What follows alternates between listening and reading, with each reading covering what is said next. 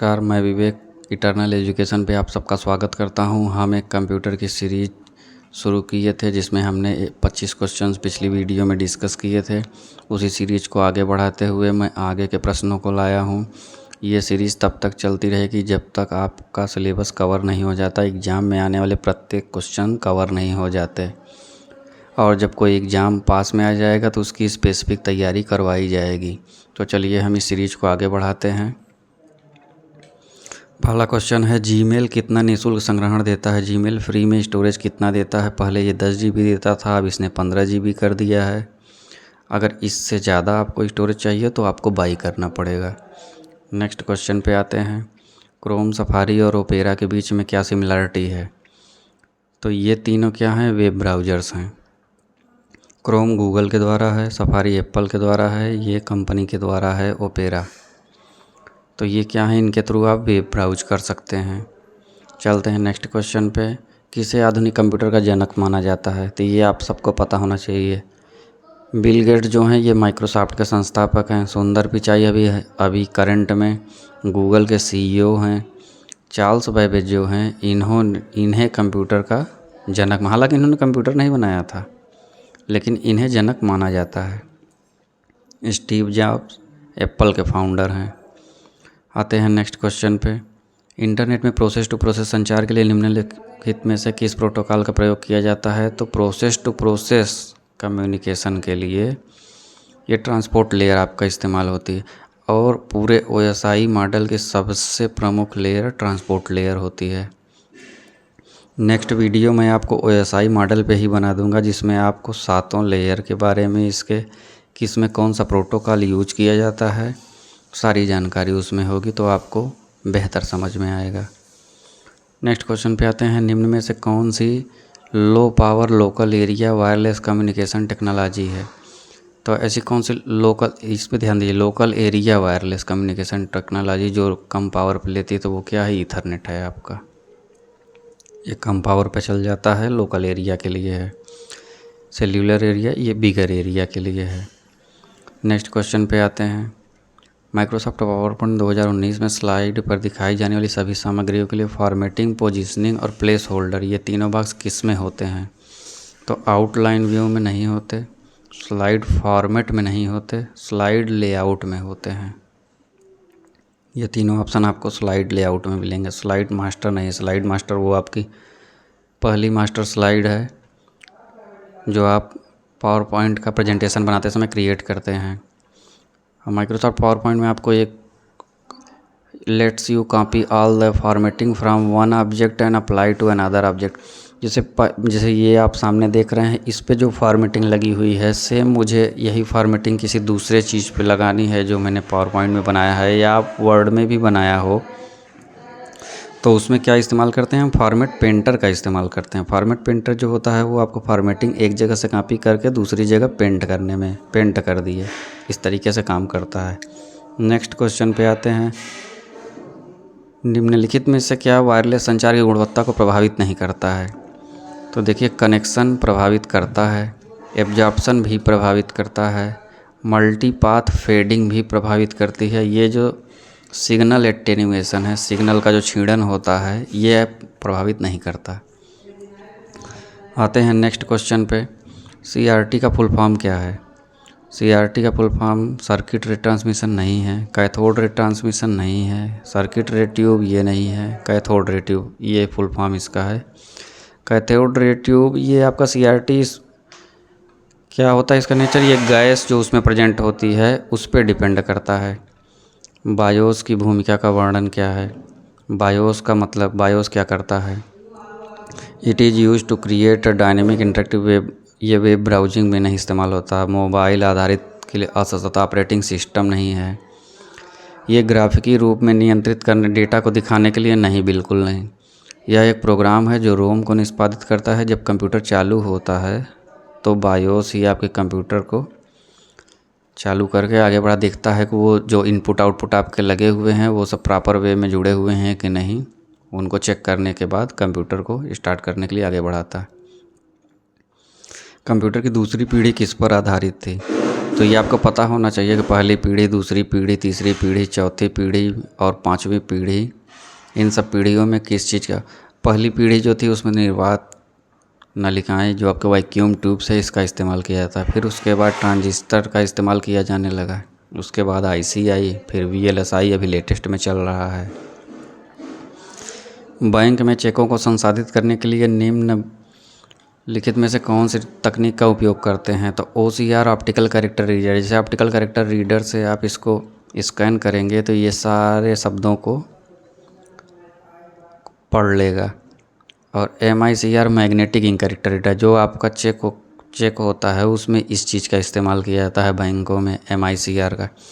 OMR, जिस पे आप एग्ज़ाम देते हैं। पिक्सेल्स वे हैं जो छोटे छोटे पिक्सेल्स मिल के, अब जो ये पूरी स्क्रीन आप सामने देख रहे हैं छोटे छोटे पिक्सल से मिल के बनी है। आपके फ़ोटो पिक्सल से मिल के बनी होती है। नेक्स्ट क्वेश्चन पे आते हैं। ALU का पूरा नाम क्या है? अब इसका पूरा नाम क्या है? Arithmetic and logic unit. इसमें लॉजिकल और कैलकुलेशंस के लिए ये रिस्पॉन्सिबल होता है। नेक्स्ट क्वेश्चन पे आते हैं। क्या is the number of bits and internal database of processor? Internal data processor, it is also the number bits processor can process at a time. Number of bits at a process at a time, एक बार में संशोधित कर सकता है, वो क्या है? Control unit नहीं है। डेटा लेंथ नहीं है तो ये वर्ड लेंथ है, डेटा लेंथ नहीं है। इसमें कन्फ्यूज ना हो, ये डेटा लेंथ नहीं, ये वर्ड लेंथ में है, बाइट नहीं है। अब ये what determines number of operation पर सेकेंड, जो मेगाहर्ट्ज और गीगाहर्ट्ज में दिखाए प्रदर्शित किया जाता है, वो क्या किया जाता है? बैंडविड्थ को नहीं किया जाता, फ्रीक्वेंसी को नहीं किया जा सकता। ये फ्लॉप्स स्पीड नापी जाती है इसमें सुपर कंप्यूटर्स की, तो ये नहीं है। क्लॉक स्पीड है आपकी। आप डेस्कटॉप लेने जाएंगे या कभी भी कंप्यूटर आप जब बाई किया होगा तो उसमें दिखाता है कि क्लॉक स्पीड आपकी कितनी है। 3.2 गीगाहर्ट्ज की है, 2.4 की है, 2.8 की है।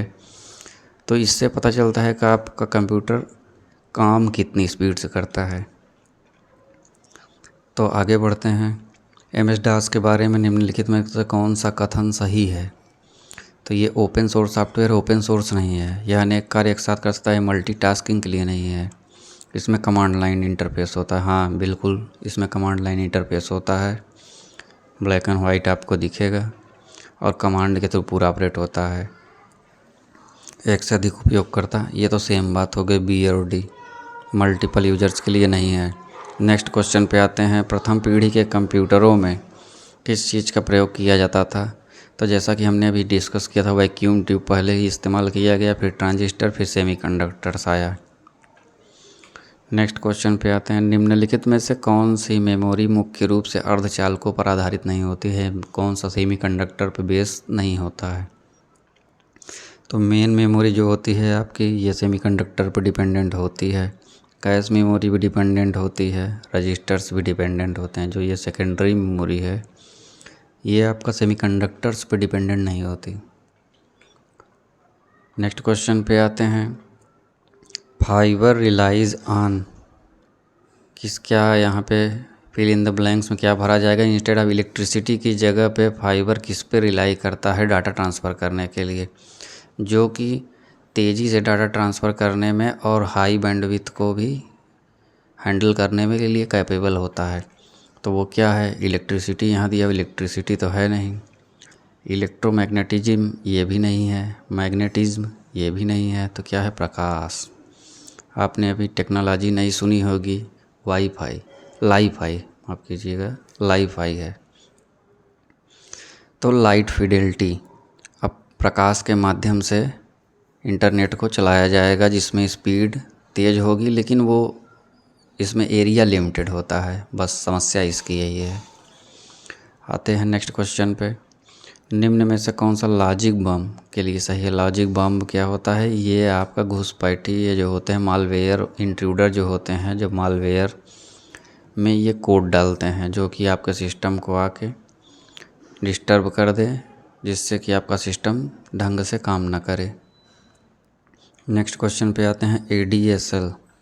ADSL प्रोवाइड करता है क्या? प्रोवाइड करता है data read to downstream direction from the upstream direction from the end user to central office. तो ADSL है क्या? पहले आप जानिए DSL। तो DSL क्या होता है? Digital subscriber line.